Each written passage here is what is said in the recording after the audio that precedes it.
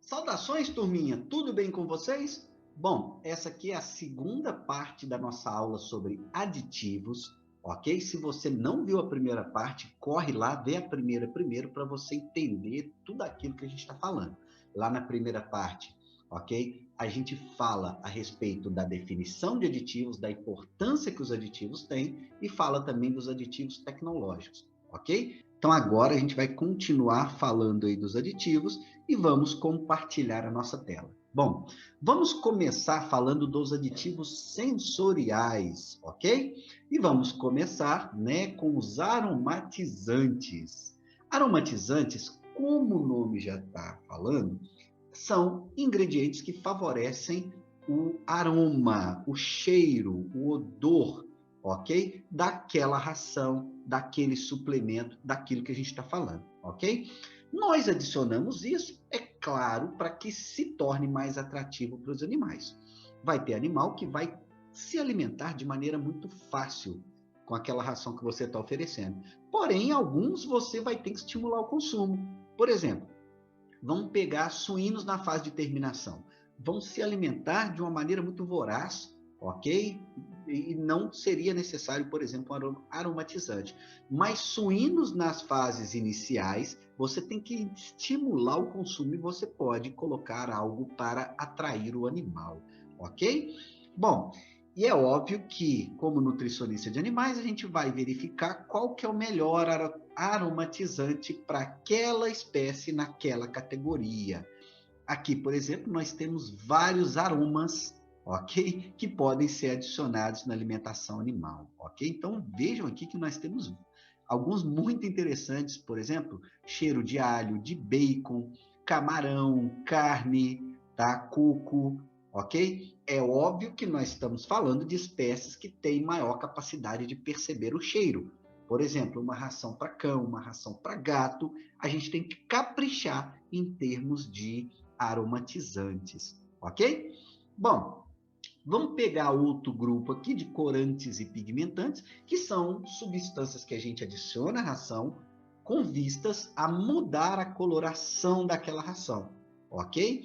Elas são muito importantes para algumas espécies animais, para cães, para gatos, por exemplo, embora hoje há uma tendência da gente utilizar tudo, tá, da coloração natural, reduzindo essa questão da pigmentação, ok? Conforme a gente vai falar. Mas vamos pegar agora a definição do compêndio. Olha só. Os corantes são substâncias que conferem ou intensificam a cor dos produtos destinados à alimentação animal. Podem ser naturais, artificiais e inorgânicos. Os pigmentantes são substâncias adicionadas aos produtos destinados à alimentação animal com a finalidade de intensificar a coloração dos produtos para consumo. Podem ser naturais ou sintéticos. Aqui só está fazendo uma definição, uma diferença aí de corante e pigmentante. E aqui na prática a gente vê que existem várias sugestões de corantes naturais, ok? De produtos naturais, como o açafrão, a páprica, o vermelho de beterraba, o urucum.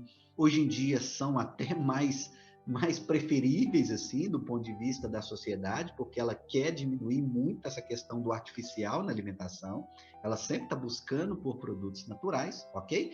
Mas nós temos várias outras estratégias aí, né? Tanto inorgânicas, ok? Como artificiais também aqui. Bom, conforme eu falei com vocês, há uma tendência de diminuir a coloração. Embora hoje, se você vai lá e compra uma ração, ainda várias empresas oferecem diferentes colorações aqui de ração, né? Existe ração para cão, por exemplo, que vem 3, 4 cores diferentes. Ok? Isso agrada muito, principalmente ao dono que vê aquilo ali de uma maneira muito positiva. Porém, vários tutores já não gostam muito dessa ideia de utilizar algum corante artificial para colorir a ração. E estão preferindo, é claro, dar alimentos na sua coloração natural cada dia mais. Ok? Então, há uma tendência de se reduzir o uso de pigmentantes aí na alimentação animal, ok? Bom, Aproveitando que nós tocamos no assunto de nutrição de cães, ok? Vejam bem, uma tendência de mercado para você que está estudando nutrição animal, você, estudante de zootecnia, estudante de medicina veterinária, né, estudante de áreas afins, vejam bem que interessante. Olha, hoje se fala muito a respeito aí da alimentação natural, tá? Hoje há uma tendência em grandes cidades de uma parcela significativa da população aumentar o oferecimento de produtos naturais para os seus animais, tá? Bom, e aqui, quando eu coletei esse material, estavam oferecendo curso de alimentação natural terapêutico para cães. Bom, é óbvio que há então essa tendência, mas é óbvio também que a nível de indústria, a nível de formulação, hoje também se fala muito em tecnologia para cães e gatos, tá ok? Eu acho que dentre as áreas da nutrição animal aí, uma das que mais cresceu nos últimos 10 anos foi a de cães e gatos, e muita gente tem trabalhado nesse mercado aí. Aqui eu queria só mostrar para vocês, ó, olha a importância, essa revista de 2021 é aquela revista de ingredientes e alimentação que eu mostrei lá na primeira parte, que ela está propondo um curso online, agora em abril, ok? De nutrição e formulação de cães e gatos a nível de indústria. Continuando, então, a gente vai falar dos palatabilizantes. Agora há pouco, a gente falou de flavorizantes, ok? Onde melhorar o cheiro. Agora, o nosso intuito é melhorar o paladar, ou seja, a palatabilidade dessa ração. Palatabilidade tem a ver com sabor, ou seja, a percepção, né, positiva ou negativa daquele animal que está ingerindo a ração. Nós queremos trabalhar sempre com dietas palatáveis. E esse grau de palatabilidade varia muito conforme a espécie que você está trabalhando. Aves, por exemplo, por terem uma quantidade menor de papilas gustativas, não vão perceber tanto o sabor quanto, por exemplo, um suíno, um gato, um cão. Ok? Então, é claro que para essas últimas 3 espécies, nós vamos caprichar em termos de palatabilidade. Bom, e aí nós temos várias substâncias para melhorar o paladar, mascarar sabores indesejáveis, né? Como, por exemplo, hidrolisado de aves, fígado, palatabilizantes artificiais, açúcar, melaço, óleo, sal de cozinha, todos esses de alguma maneira contribuem para melhorar o paladar, ok? Só que chamando a atenção que o palatabilizante deve recobrir o pellet se estivermos falando de um palatabilizante líquido, ok? Que, é claro, vai ser colocado após a extrusão em uma ração para cães, gatos, por exemplo, tá? Vou chamar a atenção também de uma coisa muito interessante, que é mascarar sabor. Imagina, por exemplo, que você quer gastar um pouco, você quer utilizar um pouco de farinha de penas para suíno. Farinha de penas é horrível, o sabor da farinha de penas. E suínos é um animal que tem muita facilidade para perceber o sabor do alimento, em função de uma maior quantidade de papilas gustativas. Então, muitas vezes, você mascara o sabor daquela pequena quantidade que você colocou de farinha de penas na ração desses animais, ok? Colocando um palatabilizante. Gente, só lembrar que a quantidade de farinha de penas para suínos, nós estamos falando em pouquíssima coisa, aí, questão de 1 ou 2%, tá ok? Bom, aditivos nutricionais é o terceiro grupo que nós estamos falando aqui, ok? Bom, em aditivos nutricionais, nós não vamos detalhar, porque as vitaminas comerciais, a gente já detalhou em outro vídeo, em outra aula, as fontes minerais comerciais, os aminoácidos sintéticos, os ácidos graxos essenciais e o nitrogênio não proteico, tudo a gente já estudou ou está estudando em algum outro conteúdo, então a gente não vai detalhar, ok? Mas eu vou somente chamar a atenção que as fontes de vitamina A, como por exemplo o Rovimix A, ou fonte de minerais comerciais, fonte de ferro, como por exemplo sulfato ferroso, ou aminoácido sintético, lisina HCl, DL, metionina, ok? Ácidos graxos essenciais, como ácido araquidônico e também a ureia, tudo isso também é considerado como aditivo nutricional, porque tem alguma característica nutricional. O que é isso? Tem um nutriente que é necessário para o animal. Bom, passamos então para o próximo grupo, que são os aditivos zootécnicos, tá? Que também têm efeito digestivo, tá? Dentro dos aditivos zootécnicos, nós vamos falar das enzimas exógenas que hoje são uma realidade. Hoje em dia, a maior parte da ração de suínos e aves leva enzima exógena, principalmente a enzima milagrosa, que é a fitase. Esse é o termo que a gente utiliza, né, conforme aí os efeitos que a enzima fitase provoca em termos de alimentação animal. Bom, mas as enzimas exógenas, como o nome já diz, exógenas, são adicionadas à ração, né? Elas atuam internamente digerindo nutrientes não digeridos pelas enzimas endógenas ou complementando a ação das mesmas. Nós temos que entender que existem as enzimas endógenas que o animal produz a nível de boca, como a amilase salivar, produz a nível de estômago, como a pepsina, né? A nível de intestino delgado, como as proteases pancreáticas, enfim. O animal produz muita enzima endógena. Essas enzimas exógenas, então, são adicionadas na ração, são produzidas a partir de processos industriais, são separadas e adicionadas, então, na ração, ok? Bom, elas têm um efeito muito interessante. Quando eu quero, por exemplo, melhorar a digestibilidade de algum princípio nutritivo, exemplo, proteínas para leitões. Leitões, né, muito jovens, estão ainda desenvolvendo a capacidade de digestão da proteína, a capacidade da digestão de lipídios, mesmo porque a fisiologia digestiva do leitão muito novo é adaptada para o leite. Então, eu posso adicionar, por exemplo, proteases, lipases na dieta de leitões, se eu quero aumentar o aproveitamento disso. Mas também eu posso aumentar o aproveitamento quando a dieta é muito ruim. Por exemplo, imagina que você faz uma dieta para frangos com alimentos que têm uma elevada quantidade de polissacarídeos não amiláceos. Né? Alimentos, por exemplo, que têm muita cevada, muito centeio, muito farelo de trigo, muito farelo de arroz. E é claro que você pode colocar, né, uma enzima carboidrase ou algumas carboidrases para favorecer o aproveitamento. Além disso, nós temos enzimas que disponibilizam nutrientes que antes não eram disponibilizados, né? Como, por exemplo, os fitatos, reduzindo também, olha que legal, reduzindo o aspecto antinutricional do próprio fitato, que a gente vai falar muito ainda em outro vídeo, aqui mesmo nesse canal, ok? Então, as enzimas têm ações variadas e hoje são muito importantes aí na alimentação animal.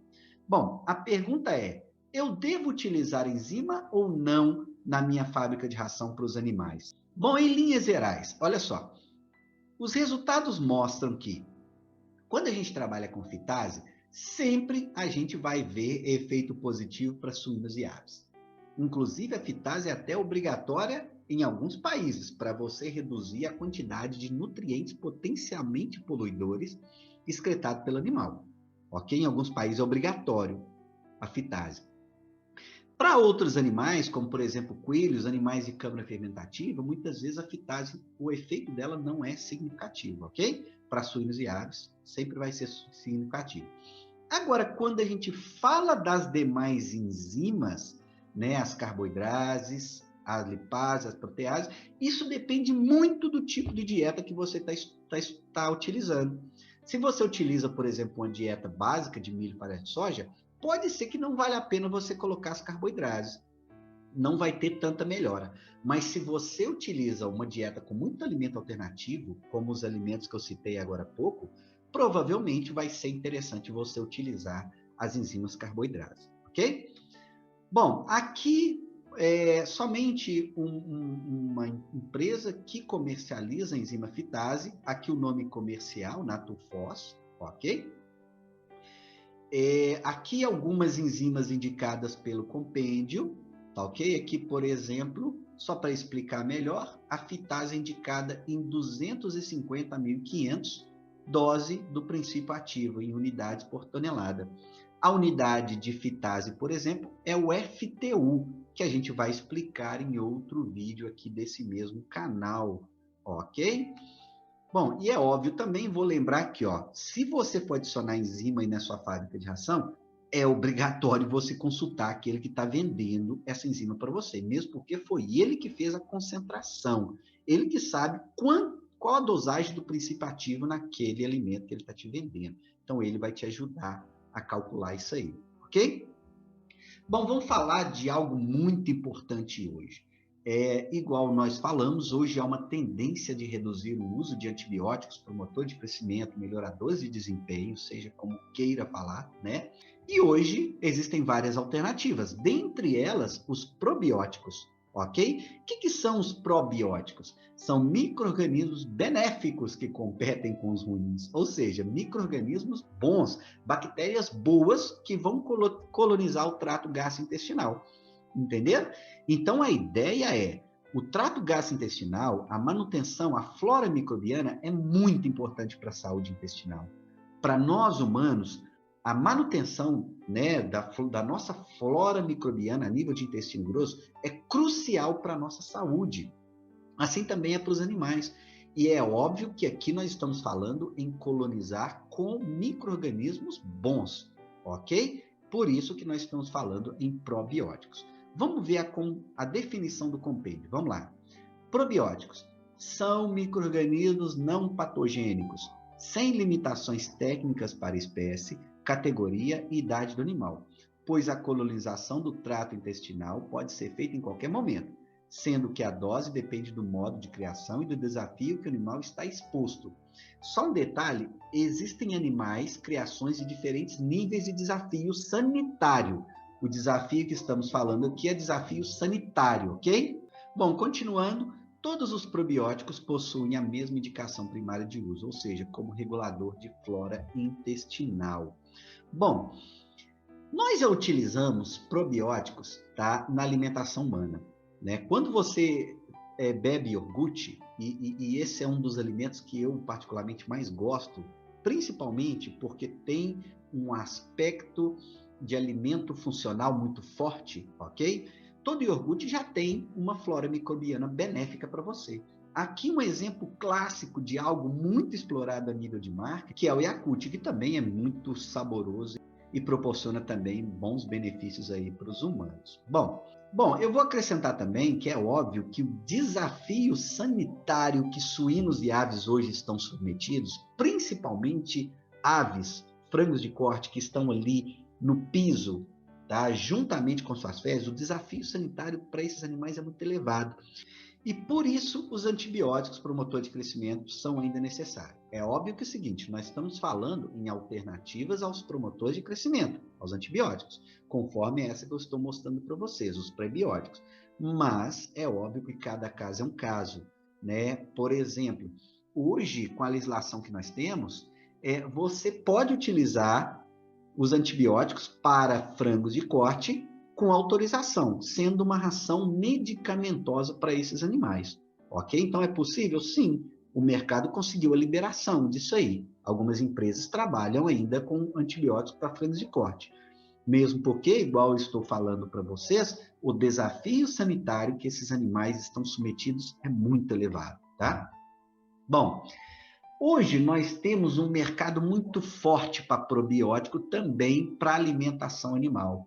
E aqui, por exemplo, nós estamos mostrando alguns probióticos para esses animais. Probiótico para cão, probiótico para cavalo, probiótico para animais de companhia em geral, ok? É óbvio que isso aqui é um nicho de mercado muito importante que gera muita receita aí para a economia, ok?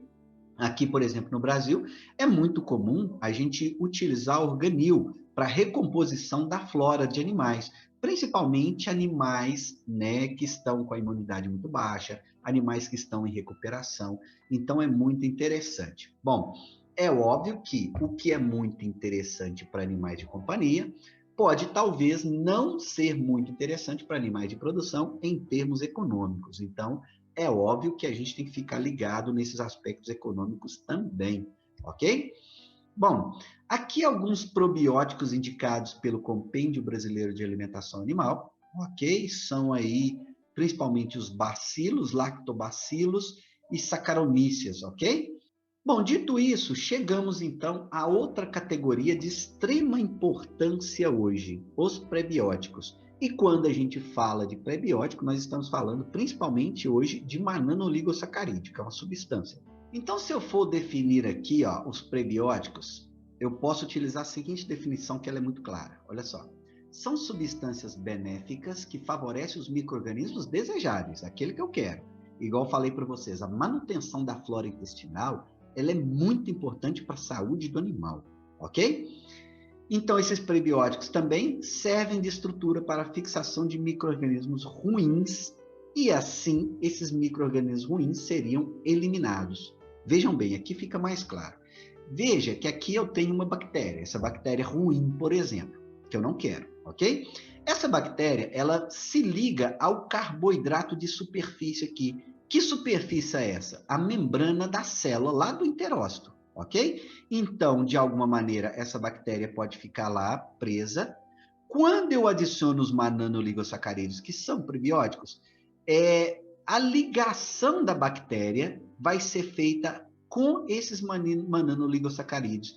E a partir disso, tá? Ela não vai ter uma base para se fixar e vai ser eliminada nas fezes, então. Ok? Vai ser descartado do trato gastrointestinal. Então, hoje os mananoligosacarídeos têm uma função muito importante aí a nível de nutrição animal, principalmente tentando substituir os antibióticos, ok? Bom, aqui alguns exemplos, né, de prebióticos que a gente utiliza na alimentação animal. Aqui, por exemplo, o Active Moss, que a gente vai discorrer aqui avaliando um trabalho. Por que a gente vai fazer isso? Olha só. Muitas vezes, um representante comercial de uma empresa que produz esse aditivo vai à fábrica de ração, né, para oferecer esse produto. E é claro que ele tem que ter uma carta na manga para provar que esse produto é bom. E muitas vezes também você está do outro lado na fábrica de ração recebendo esse representante comercial e você vai querer ser convencido.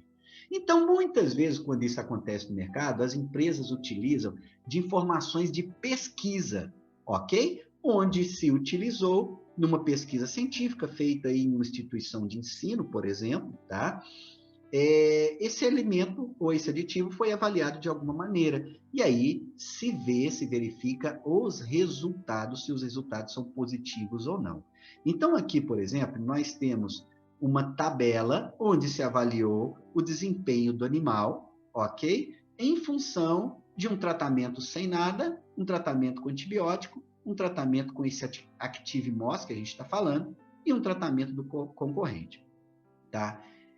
Nós estamos apresentando tudo isso aqui para mostrar, para exemplificar um dos processos de avaliação do aditivo, se vale a pena ou não, ok? A gente percebe que quando o aditivo Moss foi adicionado na dieta, tá, o consumo de ração praticamente permaneceu igual ao tratamento controle, ao tratamento com antibiótico, o ganho de peso também foi semelhante, porém, a conversão alimentar, o valor numérico foi pior, ok? E aqui eles apresentam também um gráfico que mostra que o ganho de peso, considerando o período de 1 a 42 dias, foi semelhante, ok? E também outro gráfico considerando aqui a conversão alimentar no período de 1 a 42 dias.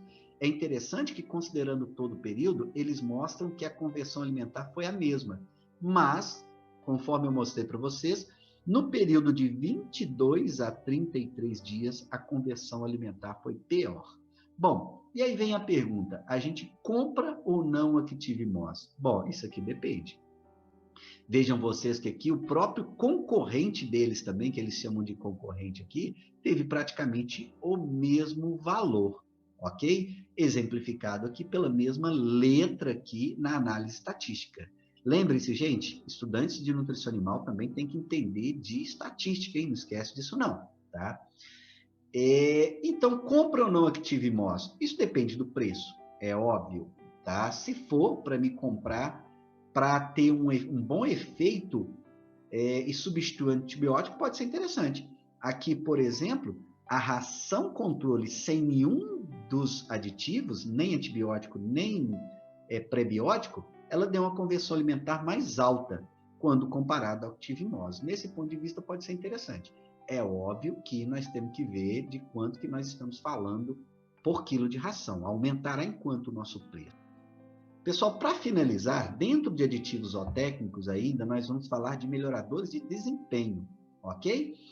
E a gente tem aí os melhoradores de desempenho, promotores de crescimento, antibióticos, ok? Que, de certa forma, são bastante polêmicos Bom, nós não podemos esquecer que grande parte dos animais, aves, por exemplo, está submetida a um grande desafio sanitário, tá? Mas nós não podemos esquecer também que grande parte dos animais não tem esse desafio sanitário e que talvez não é necessária a utilização dos antibióticos, tá? Algo que teremos que considerar também é que quando utilizamos antibióticos ao longo de vários anos na alimentação animal, a gente acaba selecionando alguns micro-organismos resistentes, e isso é justamente o maior medo, a gente selecionar algumas superbactérias aí, tá?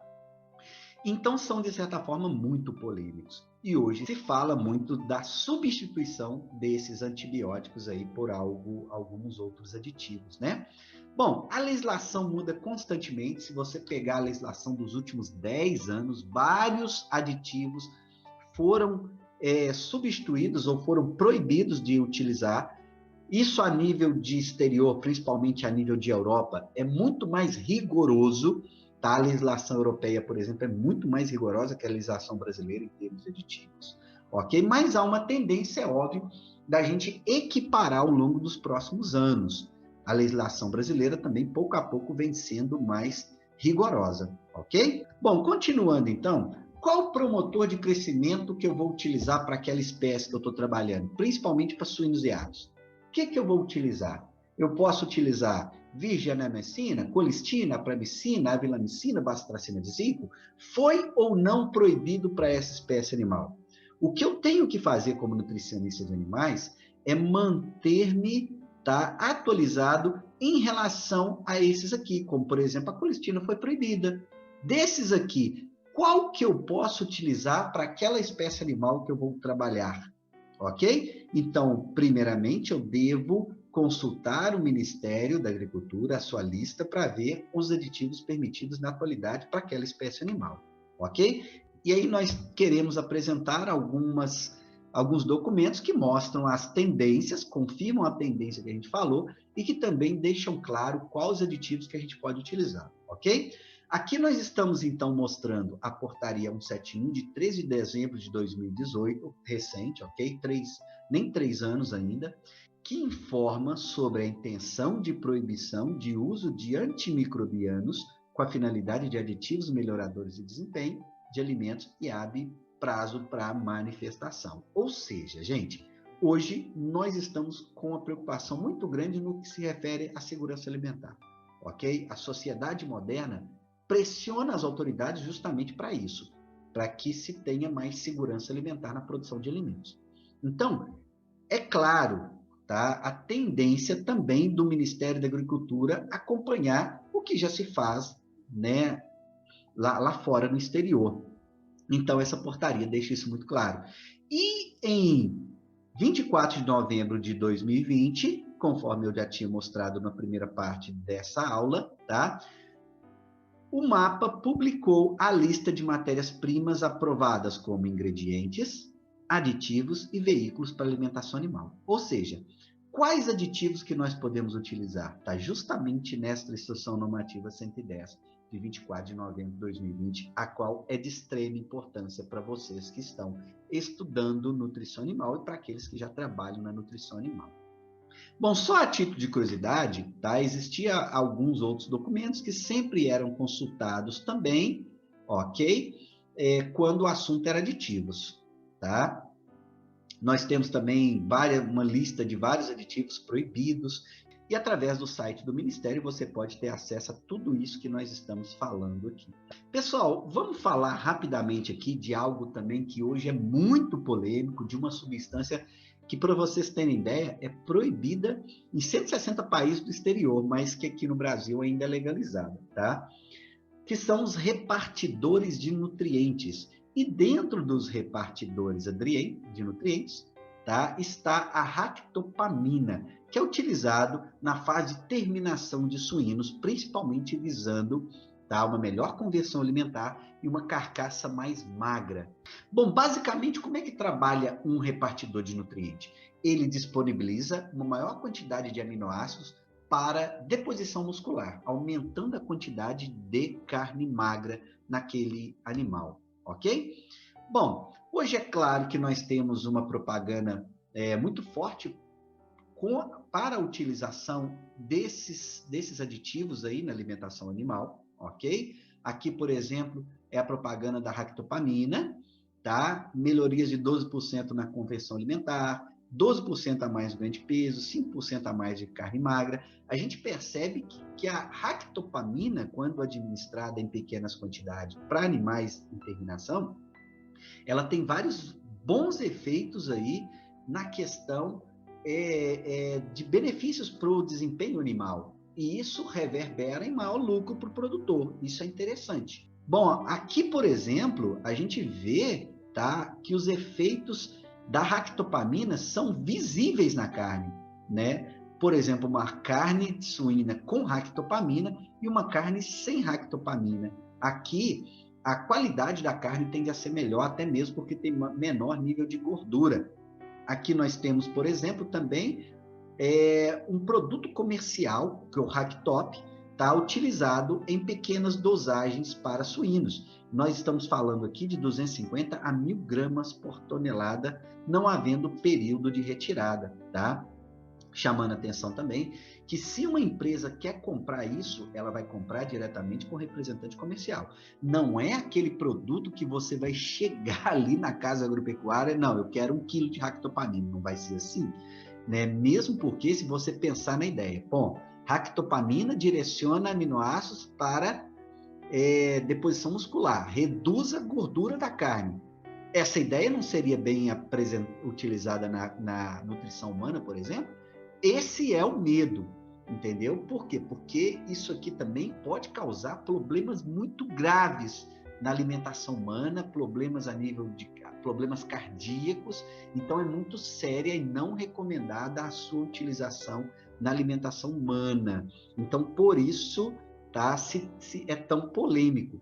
E é óbvio que se a carne deixa algum resíduo de ractopamina na alimentação humana, isso aí vai ser muito questionado como é. Vejam bem, aqui nós temos propaganda contrária ao uso de ractopamina. É óbvio que toda vez, é o que eu sempre falo para os estudantes, toda vez que você vai analisar uma propaganda pró e contra alguma coisa, você tem que sempre analisar de maneira equilibrada, nunca analisar de maneira radical, ok?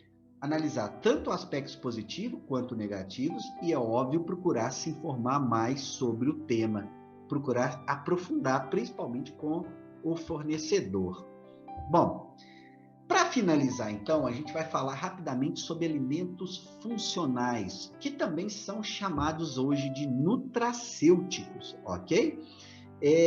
São muito importantes, gente, principalmente se você estiver formulando para cães, para gatos, para animais de companhia, isso aqui vai ganhar outro tipo de conotação, até mesmo considerando o marketing, ok? Bom, esses alimentos, além de alguma propriedade nutricional, tem também alguma melhoria de todo o processo nutricional. Não é aquele alimento que somente fornece nutrientes, não. Ele fornece mais alguma coisa, ok? E é óbvio que alguns são estrategicamente colocados para melhorar aspectos de marketing, ok? Vai ter alimento funcional nutracêutico, por exemplo, que se você colocar para suínos e aves, não vai valer a pena, porque ele é muito caro a nível de mercado. Mas para cães e gatos tem um aspecto de marketing, um apelo promocional muito forte. Esse apelo promocional, né, vem no inglês a gente chama de claim, ok? Então hoje o claim é muito forte a nível de formulação de ração para animais pet. Aqui vocês podem ver o exemplo de claim. Olha só, como que as pessoas enxergam, por exemplo, ração para animais de companhia? Elas preocupam com o natural? Elas enxergam, elas conseguem ver alimentos que elas associam como algo saudável? Sim. Então, é muito interessante você colocar na sua formulação alimentos que inspiram isso, alimentos naturais, alimentos que o consumidor considera como agradável. Bom, aqui eu vou exemplificar melhor o que eu estou falando com a seguinte análise. Ó, o cão é um animal onívoro hoje, porque mudou muito, embora ele venha de um carnívoro que era o lobo, ok? Então, a dieta para o cão vai aceitar muitos ingredientes de origem animal.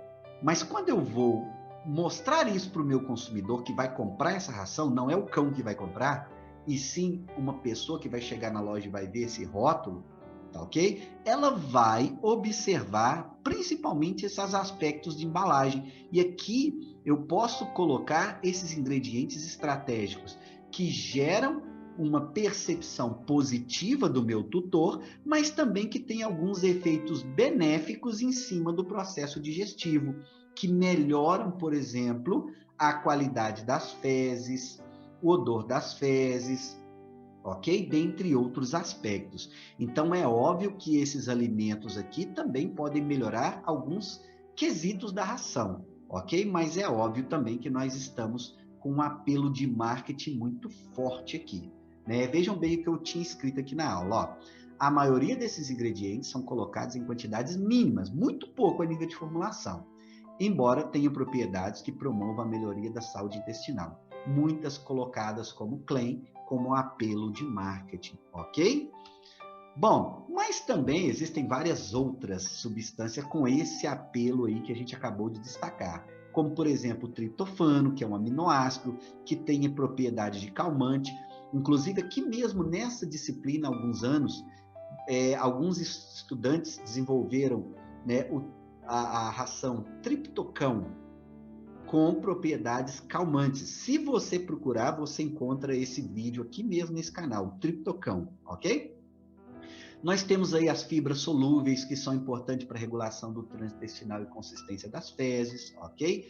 Várias fontes de fibras solúveis, como a farinha de juca, como também a própria cenoura, farinha de cenoura também, farinha de beterraba, enfim, nós temos vários alimentos com essas propriedades que hoje são muito utilizadas, tá? Temos os antioxidantes naturais, minerais quelatados, ácidos graxos essenciais, ômega 3, ômega 6. É sempre importante destacar que você tem esses ácidos graxos na alimentação animal, nucleotídeos, L-glutamina, imunoglobulinas. Ou seja, hoje nós temos muitas formas de agregar valor às nossas rações através de alimentos funcionais, ok?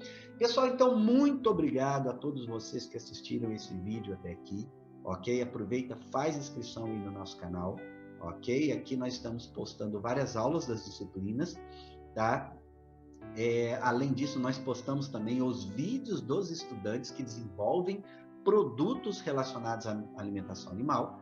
Na disciplina de formulação, dietas e suplementos, os estudantes são convidados a desenvolver novos produtos e aqui nesse canal a gente vai colocar o vídeo desses produtos. Então, aproveita, dá uma força aí para todo esse trabalho, faça sua inscrição no canal.